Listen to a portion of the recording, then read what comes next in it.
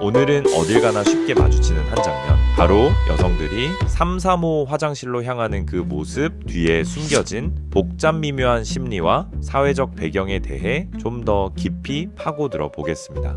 대체 왜 혼자 가면 안 되는 걸까? 혹은 무슨 비밀 이야기가 그리 많을까? 한 번쯤 이런 궁금증을 가져보셨다면 오늘 그 실타래를 함께 풀어보시죠. 단순히 친해서라는 말로는 다 설명되지 않는 여성들의 이 독특한 동행 문화에는 우리가 생각하는 것보다 훨씬 더 많은 이야기가 담겨 있습니다.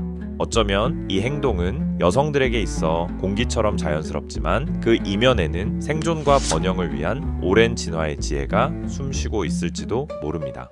전 세계 어느 문화권을 막론하고 여성들이 소그룹으로 특정 공간을 공유하며 유대감을 다지는 모습은 어렵지 않게 찾아볼 수 있습니다. 과거 우리네 빨래터나 우물가가 여성들의 중요한 사교와 정보 교환의 장이었고, 유럽의 시장이나 아프리카 부족의 여성 전용 공간들 역시 비슷한 역할을 수행했습니다. 이처럼 여성들은 역사적으로 자신들만의 안전한 공간에서 서로 지지하고 정보를 나누며 공동체를 유지해왔습니다. 현대의 화장실 역시 그 연장선상에서 여성들에게 단순한 생리 현상 해결 공간 이상의 의미를 지닙니다. 남성들이 비교적 개인적이고 기능적으로 화장실을 이용하는 반면, 여성들에게 화장실은 때로는 가장 안전한 대나무 숲, 때로는 긴급 작전 회의실, 때로는 서로의 스타일을 점검하고 지지하는 작은 패션쇼의 백스테이지가 되기도 하죠. 이 옷 괜찮아? 오늘 나 좀 부어 보이지 않아? 같은 소소한 질문부터 시작해 그 남자애가 나한테 그렇게 말했는데 이거 무슨 뜻일까? 같은 고민 상담까지, 화장실은 여성들의 은밀하고도 중요한 소통 채널이 됩니다. 이러한 경향성은 여성이 남성보다 관계 중심적이며 공감과 소통을 통해 문제를 해결하고 정서적 안정을 찾으려는 성향이 강하다는 점을 고려하면 충분히 수긍이 가는 대목입니다. 그렇다면 현대 여성들이 화장실에 함께 가는 그 강력한 이끌림의 근원은 무엇일까요?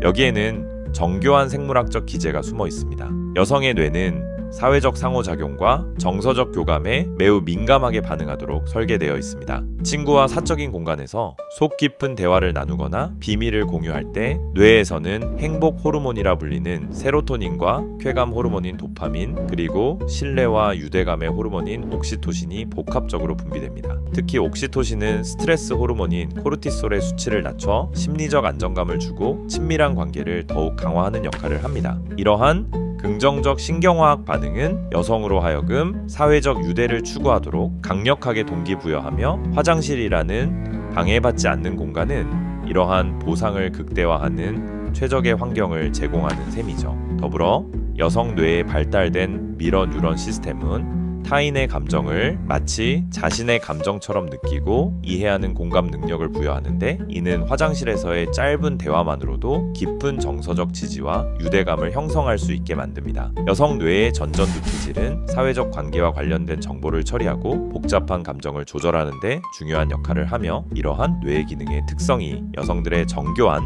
사회적 상호작용을 가능하게 합니다.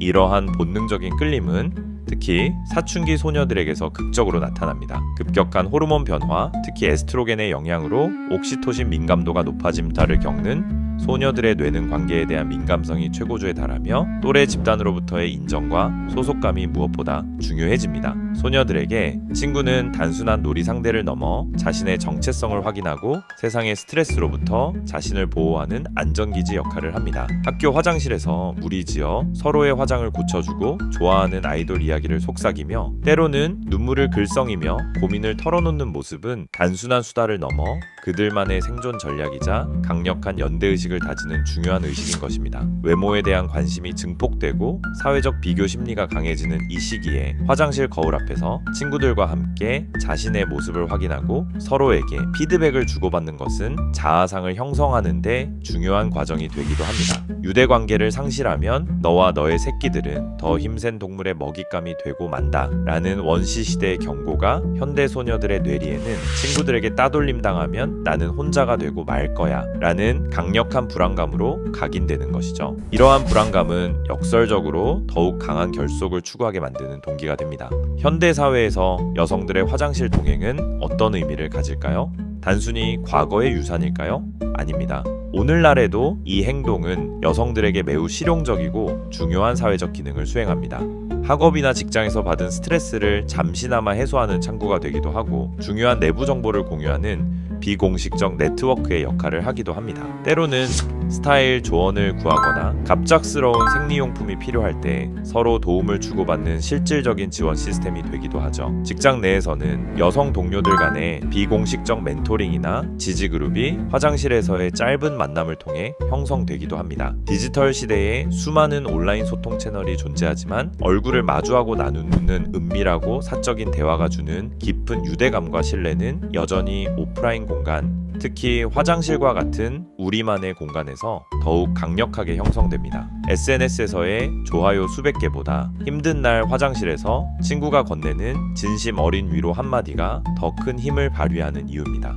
이러한 여성들의 화장실 이용 패턴과 남성들의 패턴 사이에는 흥미로운 차이점이 존재합니다. 남성들은 화장실을 주로 기능적인 공간으로 인식하고 개인적인 용무 해결에 집중하며 그곳에서의 사회적 상호작용은 최소화하는 경향이 강합니다. 반면 여성들은 화장실을 다목적 소셜 스페이스로 확장하여 활용하는 모습을 보입니다. 이는 공간에 대한 인식, 프라이버시의 경계, 그리고 스트레스 해소 방식 및 사회적 욕구 충족 방식에서 나타나는 성별 간의 근본적인 차이를 시사합니다. 이러한 차이는 단순히 생물학적인 것을 넘어 어릴 적부터 사회화되는 과정과 문화적 학습의 결과이기도 합니다. 여자아이들은 인형놀이나 소꿉놀이처럼 관계 중심적인 놀이를 통해 소통과 협력의 기술을 배우는 반면 남자아이들은 경쟁적인 스포츠나 활동을 통해 독립성과 목표 지향성을 강조받는 경우가 많기 때문입니다. 여성에게 함께라는 가치는 때로 혼자만의 효율성보다 우선시될 수 있는 것이죠.